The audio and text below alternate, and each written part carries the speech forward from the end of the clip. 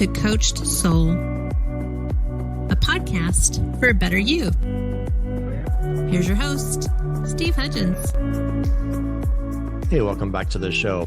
I'm Steve, your host. I'm a licensed professional counselor here in Tulsa, Oklahoma. This podcast is about how to be a better you. Sometimes we interview a variety of people to help you to look at things from a different perspective. Welcome back to the show. Last week we talked about identity, and it's important to understand our identity.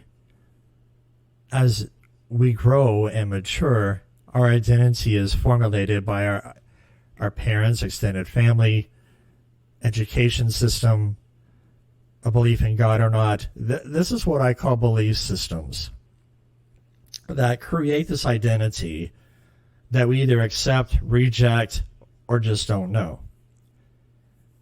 When you think about from birth to about 3 or 4, we create attachment to our parents.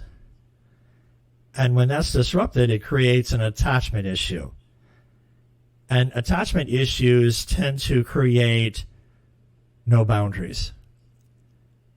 What I mean by that is, let's say you have a parent that left at a young age, and you have a parent that has been in and out, not consistent, does not help formulate a good identity.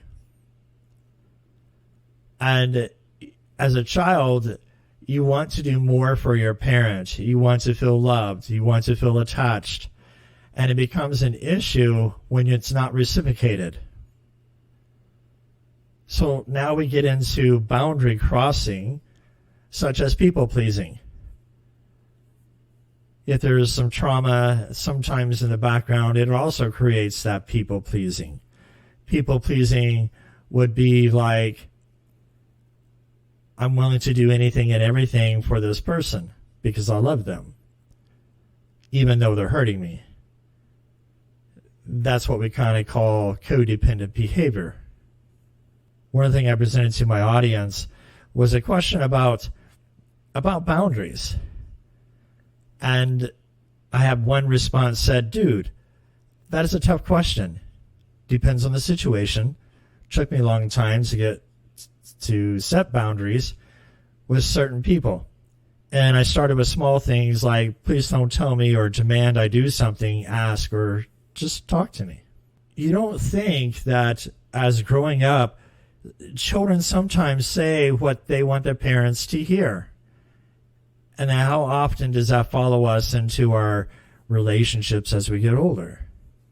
We tell people what we want to hear because we don't want rejection or shutdown, abandonment.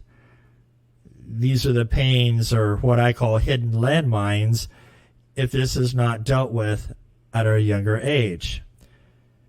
So we have to consider setting healthy boundaries for ourselves and understanding where our identity comes from.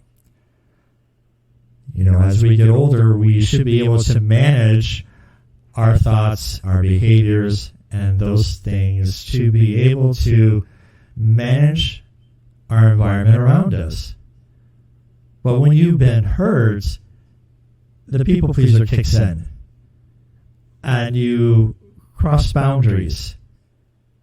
Or those who have been hurt that are narcissistic can cross boundaries and have no empathy for the other person. Another comment was, heck yeah, boundaries are difficult, especially when one has been a people pleaser all their life.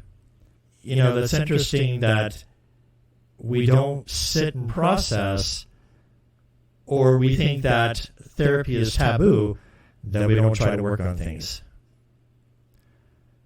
And so we have to begin to protect our identity. First of all, we're allowing other people to assign our value of who we are. And if we don't have the proper healthy boundaries into place, then we get stagnant in who we are. And we begin to look outside of ourselves to find happiness. Well, I want somebody to make me happy. Well, I understand this person wants to be able to laugh and have fun and not be so serious.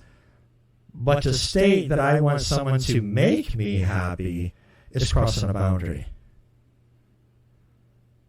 And finally, one of the other comments, most difficult to have boundaries in work and home.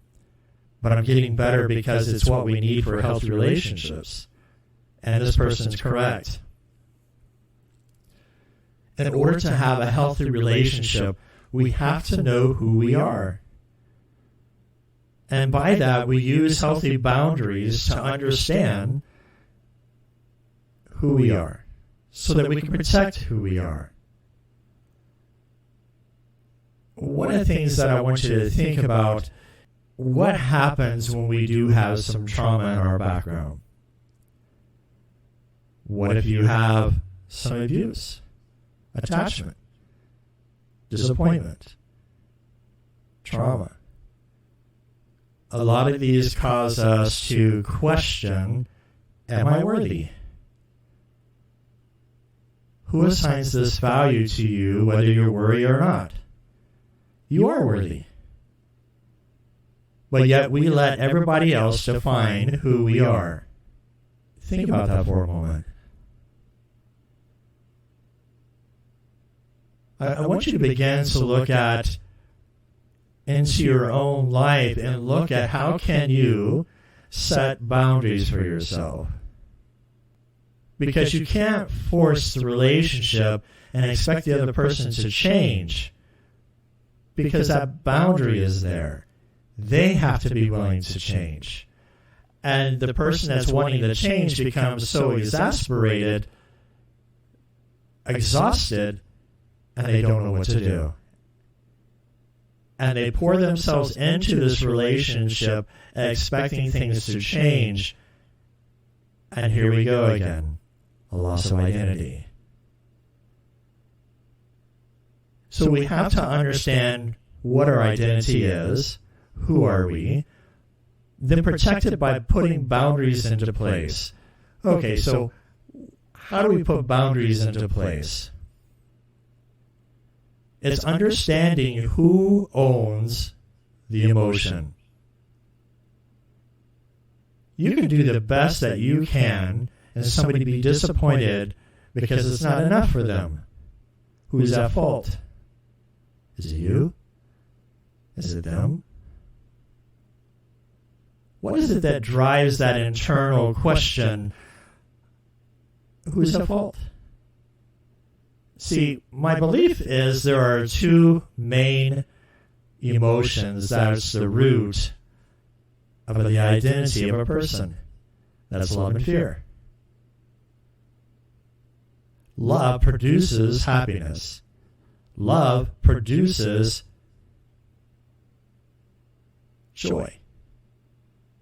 Love produces a servant's heart that is sacrificial, as long as it is not detrimental to either person.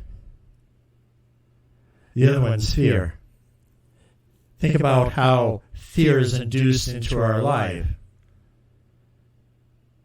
I remember one time sitting at a gas station with my parents, and my father thought it was kind of funny that my sister goes into the bathroom, and so he moved the car. And she became frightened when she came out. That invokes fear, abandonment, attachment. So we have to think about how things mold and shape us, and we have to think about ways that we can start processing. What do I mean by processing, Steve? Processing means that we take time to have reflection. Now, I want to caution you on something here. Sometimes I think we can get too introspective, and we get hard on ourselves. Know what your potential is. That's where that identity comes from. Know what you're capable of doing. Know the boundaries that's yours by owning your emotion. And then you have a narcissist that comes across and blames you for your faults. It's learning how to protect your identity by having healthy boundaries. And sometimes I hear in therapy with my couples or individual therapy, well, that's mean. That's rude. Why should I do this? It's not mean. It's not rude. It's setting an emotional boundary for yourself to let the other person know that you're not going to tolerate this behavior anymore. Self-worth is an arrow that pierces the heart and makes you bleed. And you question, who are you? Look, we've all have been hurts. We all have had hurts. We've had trauma in our past. Yes, we've had little trauma, big trauma. Little trauma could be parents fighting in front of their child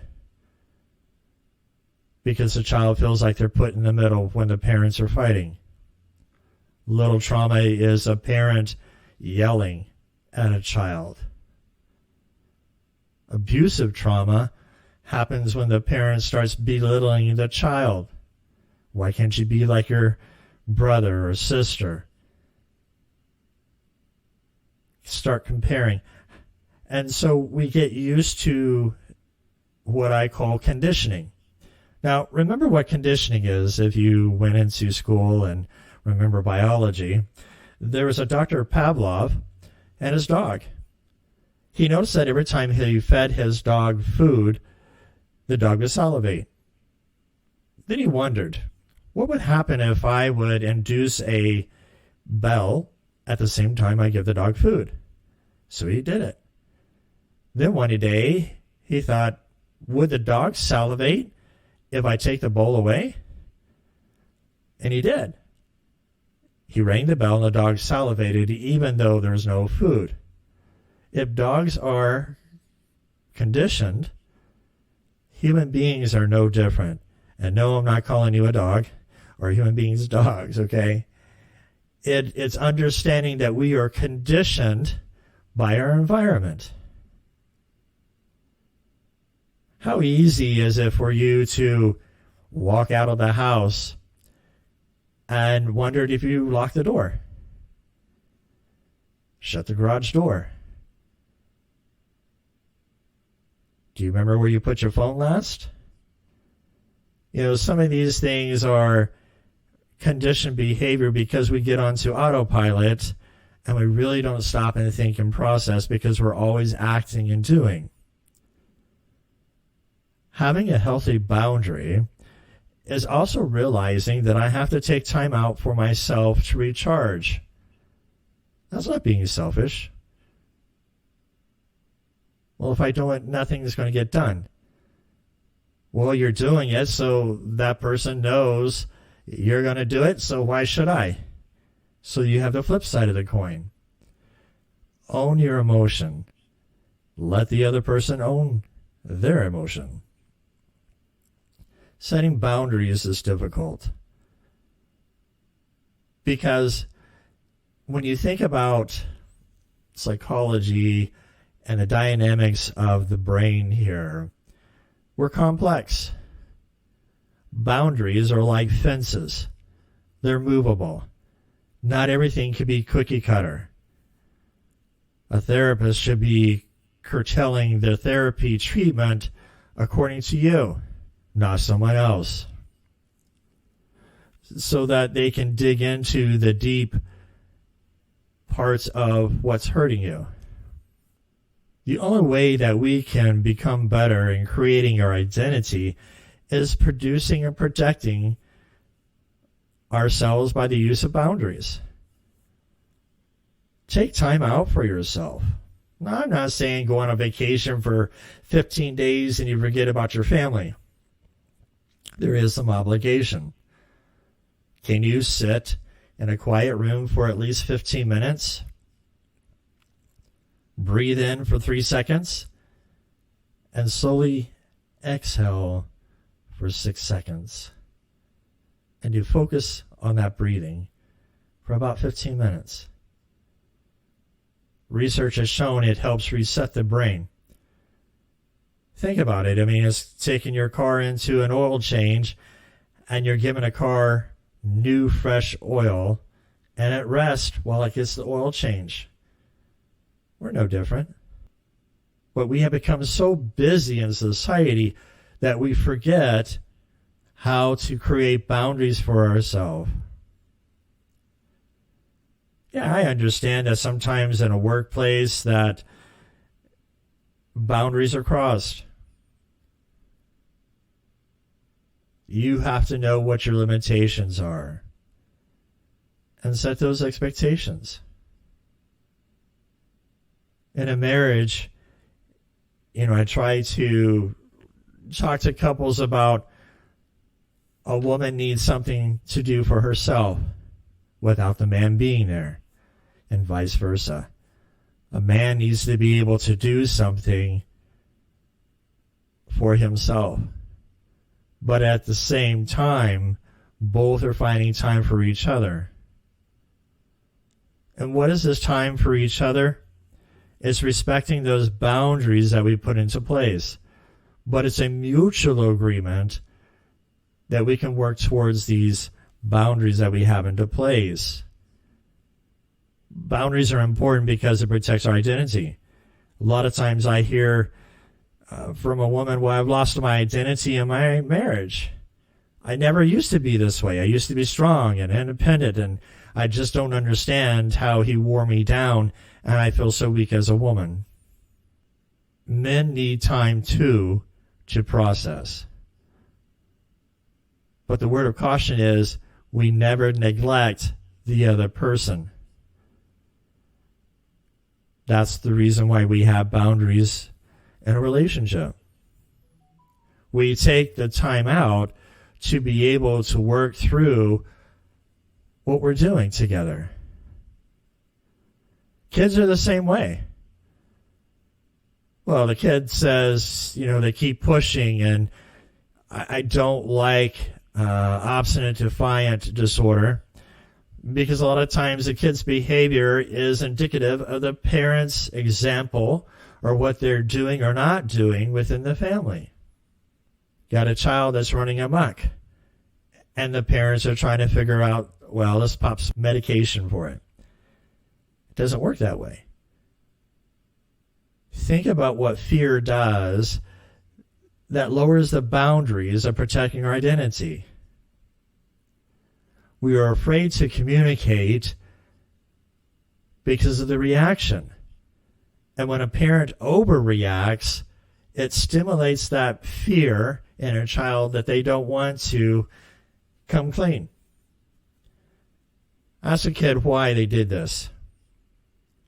I guarantee you're going to get, a lie, blame, or excuse.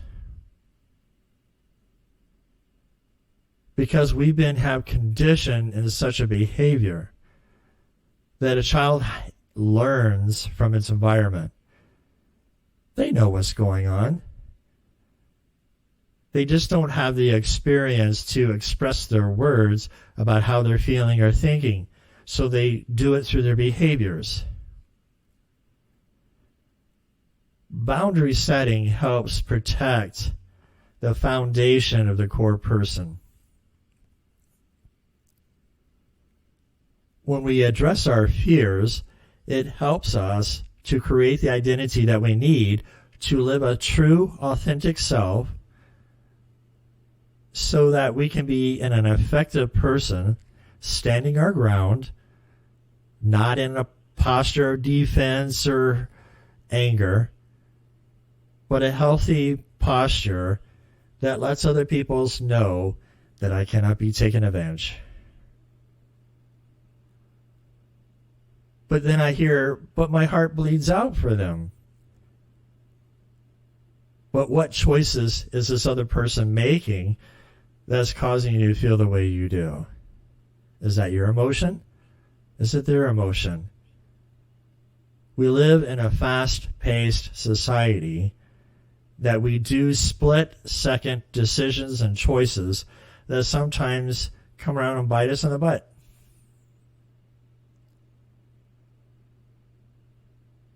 So begin to understand who you are. I want you to take time to be reflective and think about who you are really. Do you find yourself giving in because you're a people pleaser? Do you find yourself wanting someone else in your life because you don't like being alone? Sometimes we have to face these fears. And when we face these fears, it's creating healthy boundaries. Well, I feel guilty. So write out and process, what are these feelings that you're having that are making you feel guilty? Is that your emotion or is it their emotion? I'm not trying to paint a perfect picture here. All I'm trying to get my listeners to do is be able to process, slow down this thinking, and ask yourself, who are you, without allowing society to assign a value to you. Because you're more than just a worker. You're more than just a spouse. You're more than just a parent. You are you. What hidden messages is attacking your identity? These are the questions that you have to sit and ask yourself. Because sometimes it's so easy when you have personality disorders to convince you otherwise. And it is a scary moment when they try to convince you that you're the one to blame. So to know yourself is to really know what your identity is. But then protect yourself with the boundaries into place that I am enough. I am worthy. When someone gets defensive in an argument, that tells me there's some hurt that's not been resolved yet. And you have to dig deep to figure out where this landmine is so that we're not blowing up at the other person.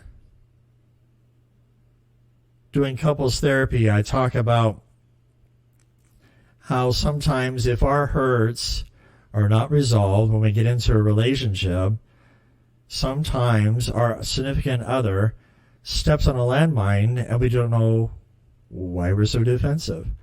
What makes us upset?